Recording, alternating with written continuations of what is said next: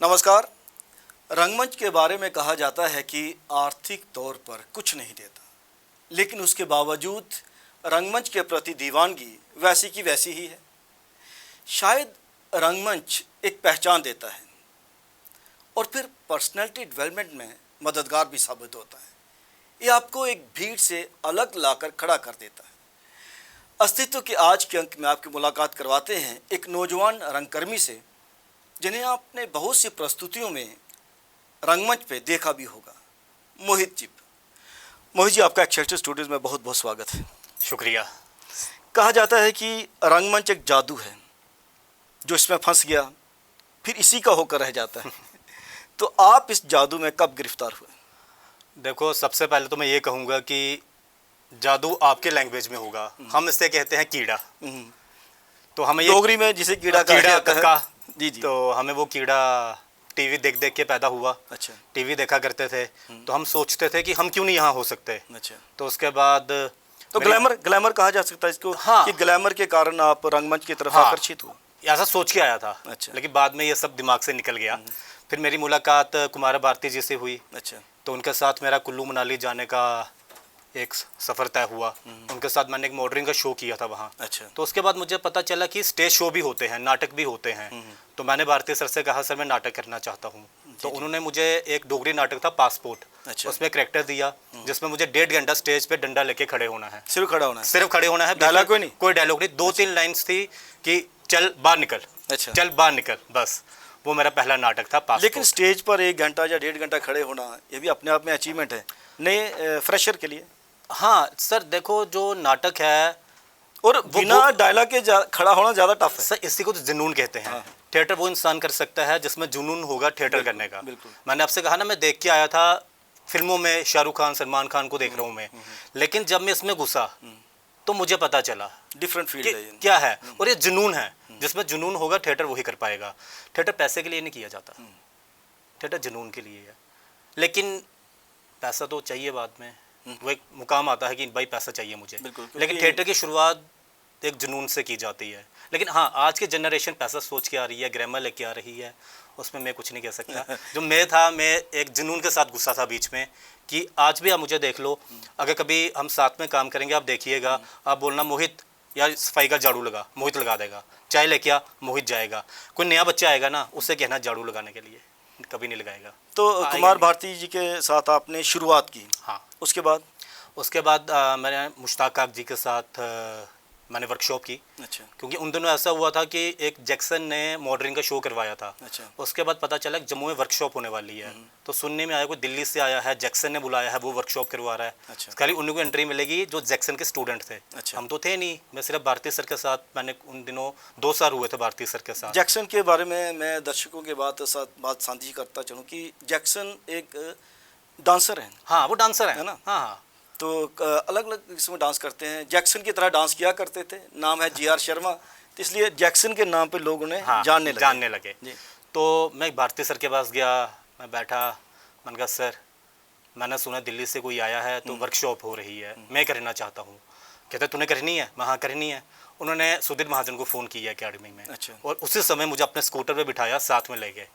तो वहाँ से एक फॉर्म लिया, फॉर्म फिल किया, और 29 दिसंबर को मेरी पहली मुलाकात हुई मुश्ताक काक जी के साथ कला के अंदर जम्मू में। अच्छा।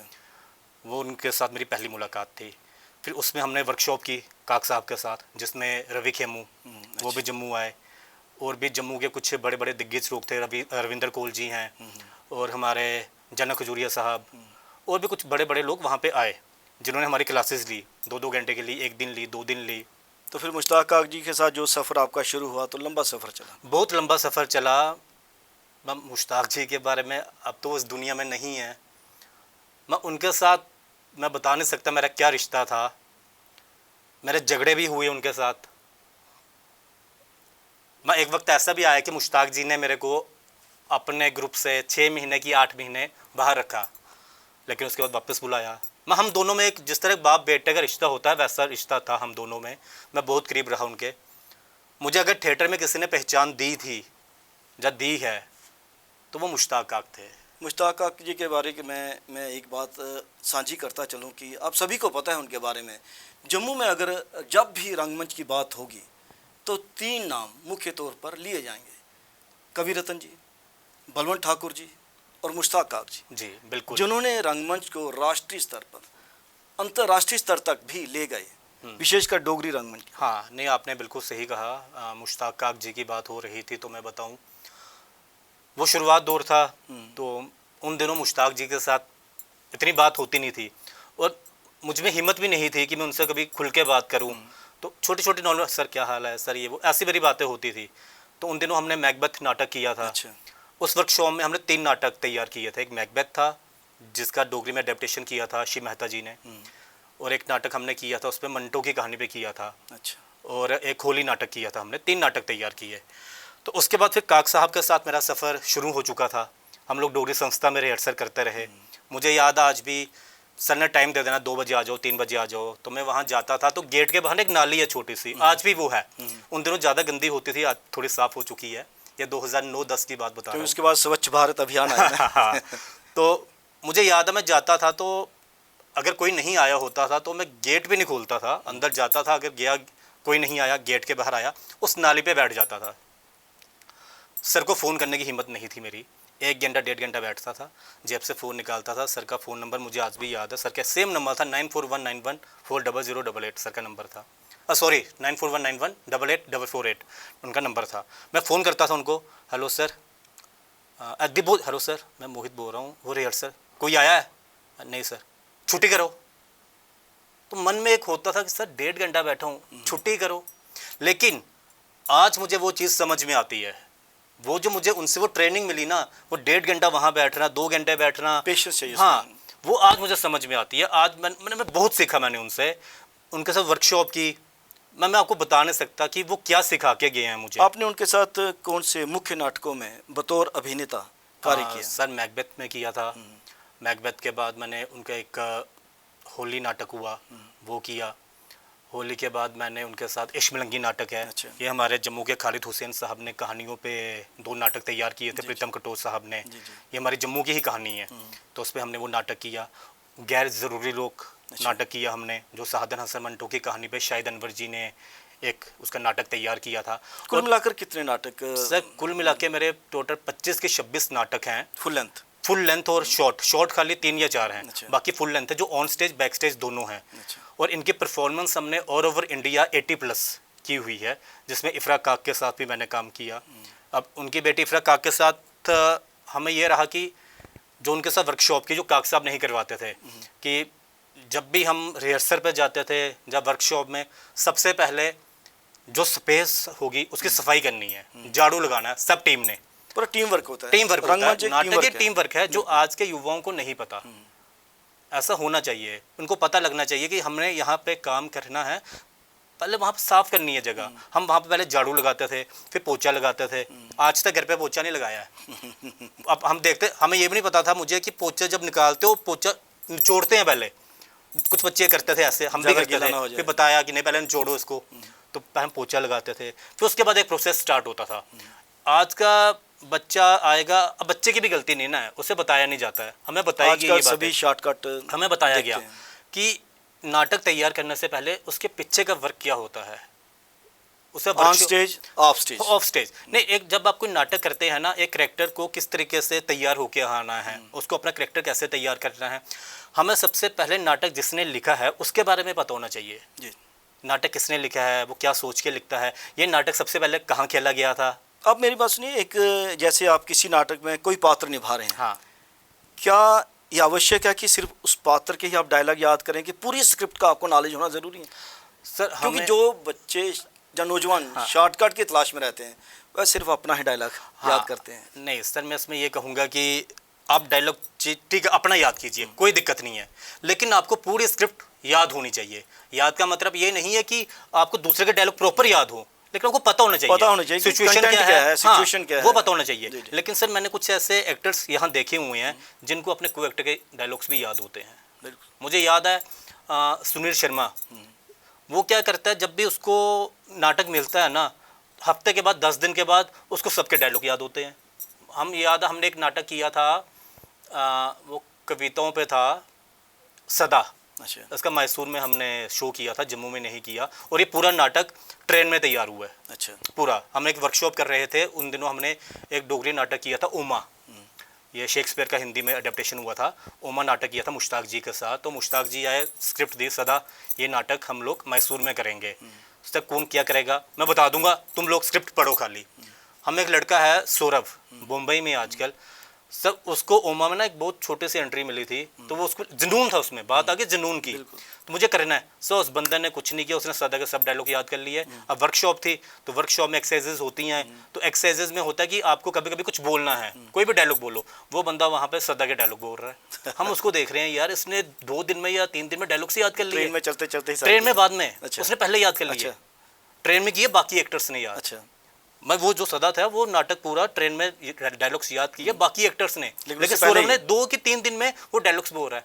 और मैं उसको लेके परेशान होता हूँ, क्योंकि मैं डायलॉग्स याद नहीं कर सकता अपने को एक्टर के, लेकिन मुझे कहानी पता होती है। क्योंकि कई लोगों की बहुत शार्प मेमोरी भी रहा हाँ। करती है, तो ऑटोमेटिकली जो दूसरा बोलता है वो ग्रैब कर जाता है। हाँ, लेकिन अगर आप दूसरे के डायलॉग्स याद कर सको तो बहुत अच्छी बात है, लेकिन फिर भी अगर आप याद नहीं कर सकते, आपको कहानी मालूम होनी चाहिए, सिचुएशन मालूम होनी चाहिए, वो आपके लिए अच्छा है। लेकिन उसके बाद एक वैक्यूम सा आता है जब मुश्ताक काक नहीं रहते, फिर एक्टर से आपका निर्देशन की तरफ रुझान। नहीं सर, या उससे पहले भी आप निर्देशन में थे? हाँ, मुश्ताक काक जी मुझे हमेशा कहा करते थे कि मोहित कर यार कोई नाटक डायरेक्ट कर, तू उन्हें कर, तू मैं ये कर वो कर। क्योंकि आप बैक स्टेज आप उनके साथ काफ़ी एसोसिएटेड थे। सर देखो, बैक स्टेज मुझे मेकअप की नॉलेज नहीं है, जहाँ लाइट्स के मुझे नाम नहीं मालूम होते, लेकिन वो मुझे सिखा गए हैं फिर भी कि ऑफ कैमरा नहीं, थिएटर के पीछे आपको प्रोडक्शन कैसे करनी है, जो प्रॉपर्टी होती है वो कैसे आपने इस्तेमाल करनी है, जब आपको कहीं से प्रॉपर्टी लानी है कहाँ से मिलती है, जम्मू में सबसे सस्ती कहाँ मिलती है और अच्छी कहाँ से मिलती है, ये सब मुझे वो सिखा गए हैं। उन दिनों मैं सोचता था कि यार सर मुझे क्या किस काम में लगा रहे हैं यार, ये मैं तो एक्टिंग करने आया था, एक्टर बनने आया था। लेकिन शायद उन्होंने मोहित में एक चीज़ ढूंढ ली थी कि जो ये स्टेज के नीचे कर सकता है या स्टेज के पीछे कर सकता है, ये ऑन स्टेज नहीं कर पाएगा। क्योंकि उसमें सर 2 चीज़ें थी कि एक में इतनी मेहनत नहीं करता था। अगर मुझसे कोई मेहनत करवाएगा ना एज ए एक्टर तो मैं करूँगा, कोई मुझसे मेहनत नहीं करवाएगा मैं नहीं करूँगा, मैं मस्त होकर बैठा रहूँगा। ठीक है, शाम हुई, निकले, मस्ती मुस्ती की अपना, ओके। तो काक साहब ने देखा यार इस पर मेहनत करवानी पड़ेगी, क्यों ना इसको मैं कुछ और साथ में लगा दूं। हाँ लगाऊँ।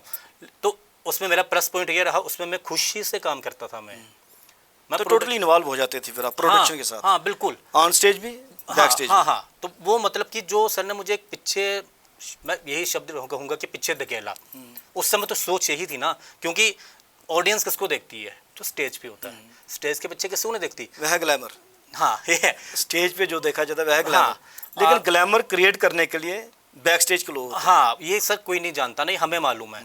तो बात वही आती है जुनून की, मुझ में जुनून था, मुझे इतना था, मैं कई बार कहता था यार ठीक है, एक टाइम वो भी आया, मैंने कहा ठीक है यार मुझे काम नहीं चाहिए, मुझे स्टेज पे नहीं आना है, मुझे खाली आपके नाटक में आपके साथ रहना है, चाहे बैक स्टेज रखो, चाहे असिस्टेंट रखो, चाहे कहीं भी रखो, नहीं रखना मत रखो, बस आपके साथ बैठ रहे हैं।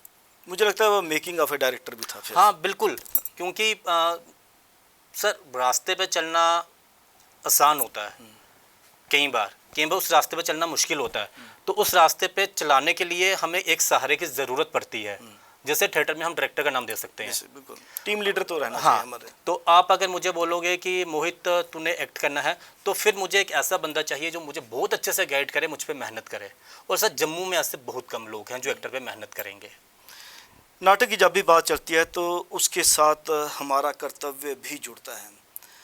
हमारी भाषा, हमारी संस्कृति और हमारी विरासत को अगर शीर्ष तक ले जाना है, उसे सहेजना है, ये बार बार मैं कहता हूँ, उसे प्रचार और प्रसार देना है, तो नाटक से बेहतर माध्यम कोई नहीं है। इसमें सब कुछ आ जाता है। लेकिन बड़े अफसोस की बात है कि जम्मू में जो रंगमंच अधिकतर आजकल देखा जा रहा है, किया जा रहा है, ज़्यादातर हिंदी को लेकर है। हिंदी नाटक उसमें ज़्यादा मंचित होते हैं, और डोगरी जो कि हमारी मातृभाषा है, ठीक, उसमें बहुत कम नाटक मंचित होते हैं। ऐसा क्यों? सर सबसे पहले तो मेरा सवाल एक ये भी है कि हम डोगरी नाटक क्यों करें? तो मेरा ये सवाल है कि हम हिंदी नाटक भी क्यों करें? नहीं, मैं दूंगा जवाब। मैं आपको एक मेरा सवाल, या फिर हिंदी नाटक ही क्यों करें? मैं आपको बता, मैं दूंगा जवाब। हम डोगरी नाटक क्यों ना करें या क्यों करें, इसका जवाब भी मैं आपको दूंगा। सर देखो दिक्कत क्या है कि सबसे पहले अगर बोला जाएगा कि तुम डोगरी नाटक करो, ठीक है मैं डोगरी नाटक करूँगा, मैंने किया। मैंने अपनी लाइफ में पहला नाटक जो एक्ट किया था कुमार भारती जी के साथ, वो डोगरी में था। उनके साथ मैंने 4-5 नाटक किए, सभी डोगरी में थे।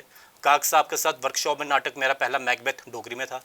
मेरा खुद का नाटक डायरेक्ट किया हुआ अपने ग्रुप की तरफ से डोगरी में है, गलत व्याकरण। नया नाटक कर रहा हूँ, डोगरी में है। लेकिन सवाल आता है कि हम डोगरी ही नाटक क्यों करें या क्यों ना करें।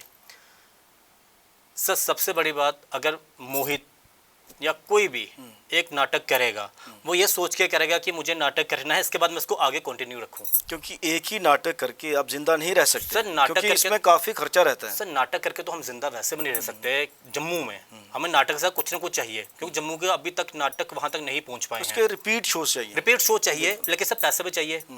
अब बात आती है डोगरी की। मैं डोगरी नाटक करना चाहता हूँ क्योंकि डोगरी मेरी मातृभाषा है, मुझे मोहब्बत है अपनी भाषा से।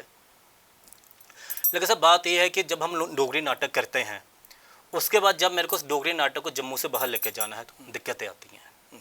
दिक्कतें ये आती हैं कि लैंग्वेज को, हालांकि थिएटर की लैंग्वेज कोई नहीं होती ऐसा कहा जाता है। लेकिन मैं आपकी बात यहाँ टोकना चाहता हूँ, क्योंकि बलवंत ठाकुर अगर राष्ट्रीय स्तर से लेकर अंतर्राष्ट्रीय स्तर तक भी अपना नाम बना पाए तो डोगरी नाटकों के कारण। मुश्ताक काक को अगर जाना गया राष्ट्रीय पटल पर तो उनके देवयानी, मरक्खे जैसे नाटकों के कारण। ये सारे नाटक डोगरी भाषा में थे। लेकिन अगर आप हिंदी में ही नाटक करते हैं, हालांकि आप नहीं करते, मैं करता हूँ, आज ज़्यादातर आप डोगरी में ही किया आप लोगों ने, तो हिंदी में जो नाटक करते हैं वो ऑलरेडी बाहर हो चुके होते हैं, उसमें आप कितना अपना क्रिएटिव इनपुट दे सकते हो? नहीं सर ऐसा नहीं, भी प्रश्न नहीं सर ऐसा नहीं है कि आप हिंदी नाटक अगर बाहर हो चुके हैं, हम वो नाटक करते हैं तो हम अपना कितना देते हैं। सर सिंपल सी बात है कि जब हम कोई भी नाटक करें, हिंदी हो डोगरी हो, मैं ये कहूँगा एक डायरेक्टर के तौर पे हमें उस नाटक की वीडियो कभी नहीं देखनी चाहिए जो पहले हो चुका है। यहाँ पर ऐसा भी देखा गया है कि जिन वीडियोस को यहाँ पे फिर देखा गया, वैसे कि सेम टू सेम डिट्टो नाटक यहाँ स्टेज पे हुए। सर मैं वही तो कह रहा हूँ आपसे कि आपने जब हिंदी नाटक करना है, जब डोगरी नाटक करना है, उस नाटक जो पहले हो चुका है उसकी वीडियो मत देखो। जब मैं उसकी वीडियो देखूंगा ना, मैं कुछ ना कुछ उसमें डाल दूंगा, या तो पूरा कॉपी करूंगा। लोगों ने किया यहाँ पे, लोग स्पेशल यहाँ से उठ के दिल्ली गए हुए हैं, उन्होंने NSD में बैठ के नाटक देखा है और सेम नाटक उन्होंने यहाँ पे किया हुआ है। मैं नाम भी ले सकता हूँ, मुझे नाम लेने में कोई दिक्कत नहीं है, मैं डरता नहीं उन बातों से। लेकिन एक बात है, अगर आप नया नाटक करते हैं और डोगरी का नाटक करते हैं फिर तो वो विविधता नहीं है। सर मैंने किया, मैंने गलत व्याकरण किया। गलत व्याकरण आज से 10-12 साल हुआ था, भारती साहब ने खेला था, लेकिन उसकी वीडियो शायद नहीं बनी थी जब मैंने भी नहीं देखी। और आप स्क्रिप्ट पढ़िए, भारती साहब ने नाटक किया हुआ है, उनसे पूछिए और मेरा नाटक देखिए, जमीन आसमान का। तो मैं कहता हूँ ना, जब जब नया नाटक आप करते हो तो नया करते हो। बिल्कुल है ना, ऐसा नहीं है ऑडियंस पुराना नाटक देखने नहीं आएगी, उसमें कुछ नई चीज़ डालो। बात वहीं पे घूम फिर के आ जाती है कि डोगरी नाटक ज़्यादातर यहाँ के रंगमंच संस्थाएं क्यों नहीं करती? सर वो इसलिए नहीं करती कि सबसे पहले डोगरी नाटक देखने वो अपने बच्चों को भेजेंगे नहीं, क्योंकि बच्चों को हिंदी सिखा रहे हैं, इंग्लिश सिखा रहे हैं, डोगरी नहीं सिखा रहे। अब मैं डोगरी नाटक जो है वो जम्मू में कुछ लोग ही देखेंगे, सब लोग देखने नहीं आ पाएंगे। हमारे अभिनव में अगर हिंदी नाटक भी होता है, कितनी ऑडियंस होती है आप बताइए मेरे को? ऑडियंस बुलाई जाती है, कब कोई फ़ोन करके बुला रहा है, कोई मैटाडोर भेज रहा है, स्कूल के बच्चे बुला रहे हैं, ऐसे कब तक बुलाओगे? ऐसे 10 ग्रुप में से खाली एक ग्रुप बुला पाएगा? सब नहीं बुला सकते सर। अगर मोहित को नाटक करना है, मोहित नहीं जेब से 10,000 दे सकता किसी मैटाडोर वाले को कि भाई तू ऑडियंस लेके आ। तो नाटक का भविष्य क्या है फिर जम्मू में? सर ये हम लोगों को चेंज करना पड़ेगा, ये हम लोगों के हाथ में है। अब खाली मेरे हाथ में नहीं है, जो बाकी डायरेक्टर्स और जो एक्टर्स भी हैं फील्ड में, उन सब के हाथ में है। हमें मिलके कुछ ऐसा करना पड़ेगा। जैसे मेरी कल या परसों बात हो रही थी किसी से, तो उसने मुझसे एक बात कही, कहता मोहित अब मैं नाटक करूँगा और टिकट पे करूँगा, चाहे 100 रुपये टिकट होगी, लेकिन मैं टिकट पे ही करूँगा, बिना टिकट का मैं नहीं करूँगा। अंदर चाहे 5 लोग ही बैठे, 500 ही बिके, कोई दिक्कत नहीं है, जेब से पैसा लगाऊंगा, लेकिन अब मेरा नाटक टिकट पे होगा। जिस दिन नाटक टिकट पे होना शुरू हो जाएगा, हम ये नहीं कहेंगे कि उस दिन एक्टर्स पैसा कमाएगा, डायरेक्टर पैसा कमाएगा, लेकिन कुछ चेंज आएगा। ये होगा कि हमारी जो प्रोडक्शन कॉस्ट होगी वो वहाँ से निकल जाएगी, क्योंकि साथ में जो लोग देखने आएंगे वो बड़ा सीरियसली थिएटर देखेंगे। सर मैंने देखा है अकेडमी में, सीरियसली क्या देखना, यहाँ लोगों के फ़ोन बज रहे होते हैं देखते हुए। मुझे याद है कलकत्ता की बात है शायद, या चंडीगढ़ की बात है सर, वहाँ किसी का फ़ोन नहीं बजता। अगर फ़ोन बजेगा ना तो साथ वाला से उठा के बाहर ले जाता है उसको। ये मैंने अपनी आंखों से देखा हुआ है। हमारे यहाँ पे ऐसा है ही नहीं है। आप मना करोगे ना, ठीक है ना, वो बात है। और यहाँ तक डोगरी की बात है, हम डोगरी में नाटक करना चाहते हैं। अब देखो सर, बात आती है डोगरी में नाटक, ठीक है मैंने डोगरी में नाटक किया, मैं चाहूँगा उसका शो दोबारा हो, दोबारा शो होगा, मुझे पैसे मिलेंगे, कुछ पैसे मुझे बच जाएंगे, घर नहीं चलेगा, कुछ पैसे बच जाएंगे, खुशी हो जाएगी, थोड़ा पैसा बच गया यार, एक नया शो तैयार करता हूँ मैं, एक्टर को 1000-2000 एक्टर को एक्स्ट्रा मिल जाएगा, एक्टर खुश हो जाएगा। अभी जैसे हमारी JNK अकेडमी ने एक सीरीज स्टार्ट की है, बहुत अच्छी सीरीज है, सैटरडे थिएटर, हाँ हो रहे हैं। उसके बाद सुनने में आया जिसका नाटक अच्छा होगा वो कश्मीर में होगा। अच्छा। बहुत अच्छी बात है सर, होने भी चाहिए कि जम्मू के नाटक कश्मीर में जाए, कश्मीर वाले जम्मू आए, बहुत अच्छी बात है। परफॉर्मेंस से थोड़ा पैसा भी मिल जाएगा। एक ही शो करो रिपीट आप, लेकिन कीजिए। लेकिन सर उसके बाद ऐसा होता है कि मुझे पता चला वहाँ पे एक नाटक लगा है, हिंदी नाटक लगा है, तो हमने कहा ठीक है भाई, अकेडमी को अच्छा लगा, अकेडमी ने हिंदी नाटक लगा दिया वहाँ पे। मैं 2 दिन पहले देखता हूँ JNK कल्चर की एक फेसबुक पे पेज है, वहाँ पे एक जो सैटरडे और फ्राइडे सीरीज श्रीनगर की है वो स्टार्ट हुई है। वहाँ पे जम्मू का एक और नाटक है, वो नाटक कश्मीरी है। बहुत अच्छी बात है भाई, कश्मीरी नाटक है, हम साथ में हैं, हमारे भाई का नाटक है वहाँ वो भी। लेकिन डोगरी नाटक वहाँ क्यों नहीं है? आप कहते हो हम डोगरी नाटक क्यों नहीं करते, भाई फिर क्यों करें? लोग क्यों करेंगे डोगरी नाटक? खाली जम्मू में शो किया, बंद करके बैठ गए, उसके बाद क्या करेंगे आप? ठीक है कोई कंपटीशन होता है, ठीक है। अभी एक बहुत अच्छा डॉक्टर कस्तूरी लाल जी ने डोगरी फेस्टिवल करवाया, बहुत अच्छा फेस्टिवल रहा वो, 6 नाटक हुए, बहुत अच्छी बात है। क्योंकि मेरा अपना ग्रुप आ चुका था आज़ाद परिंदा कला मंच, तो मैं सोच रहा था एक परफॉर्मेंस करने की अपने ग्रुप की तरफ से। अब मुझे उसके लिए हॉल बुक करवाना पड़ता, सब कुछ करना पड़ता, तो मेरे सामने वो फेस्टिवल आया, तो मेरा वो फेस्टिवल में नाटक हो गया, अच्छा नाटक हुआ, अवार्ड भी मिले बिल्कुल उस नाटक को। लेकिन सर उस फेस्टिवल में एक दिक्कत ये भी आती है, जब हम लोग कोई नाटक तैयार करते हैं, पैसा कहीं से नहीं आएगा, वो हमें अवार्ड देंगे, अवार्ड सर कितना मिल जाएगा? 3000, 10,000, 15,000, 5,000, 2,000, खर्चा आपका कितना होगा? इतना खर्चा तो चाय पे हो जाता है। बिल्कुल ठीक है ना। तो बात ये आती है कि आपने फेस्टिवल करवाया, हमें खुशी है, लेकिन उसके बाद एक कोई ना ऐसा फेस्टिवल होना चाहिए यहाँ से उस नाटक के पैसे पूरे किए जा सके। हमारे जो कल्चर अकेडमी है, इसको एक डोगरी में फेस्टिवल अलग से करवाना चाहिए कि हमने 10 नाटक, जब 20 नाटक या 15 नाटक हमने करवाने हैं। ये नहीं होना चाहिए कि इतने नाटक आएंगे हम उसमें से सिलेक्ट करेंगे ना, ये होना चाहिए कि हमने 11 नाटक करवाने हैं तो करवाने हैं। नाटक 20 आए, 25 आए, फिर आप सिलेक्ट करो। 10 आए, कमी लगती है उन्हें कमी बताओ, ये नहीं कहो भाई बेकार है निकल जा ना। अगर कोई नया बच्चा आपके पास आता है, हमारे पास क्या है जम्मू में? कुछ नहीं है सर। जम्मू के बाद टिकट पे थिएटर हो रहा है, पैसा अपना पूरा हो जाता है। जम्मू में क्या है, एक एक्टर या डायरेक्टर 1 महीना काम करता है, बाद में आता है दिखाना है रिहर्सल, भाई अच्छा नहीं है, रिजेक्ट। उसको रिजेक्ट मत करो, उसको कमी बताओ, उसको बोलो 10 दिन के बाद इसमें ये चेंज कर, ये ऐड कर, फिर सामने आ। इस तरीके से थिएटर आगे बढ़ेगा। तो उम्मीद करेंगे कि ये जो विशेषकर आपने डोगरी रंगमंच को लेकर बातें कही हैं वह कंसर्न पर्सन तक पहुंचेंगे भी, और डोगरी थिएटर को थोड़ी आर्थिक मदद भी मिल पाएगी। आप एक्सएचए स्टूडियोज़ में आए, आपका बहुत बहुत धन्यवाद। Thank you sir. अस्तित्व के इस अंक में आपने बातचीत सुनी मोहित चिप से। उन्होंने कहा कि अगर वाकई आप डोगरी रंगमंच को प्रोत्साहन देना चाहते हो तो academy, JNK academy of art culture and languages का ये फ़र्ज़ बनता है कि साल में कम से कम एक डोगरी फेस्टिवल का आयोजन करें और डोगरी थिएटर को लगातार प्रमोट करने के लिए जम्मू से बाहर भी उनके शोज़ को स्पॉन्सर किया जाए, ताकि थोड़ा पैसा भी आए, कलाकार भी थोड़ा पैसा पा सकें और ग्रुप्स भी आसानी से चल पाएँ। कैमरा पर्सन करण सिंह के साथ राजेश्वर सिंह राजू को अब दीजिए इजाज़त। नमस्कार।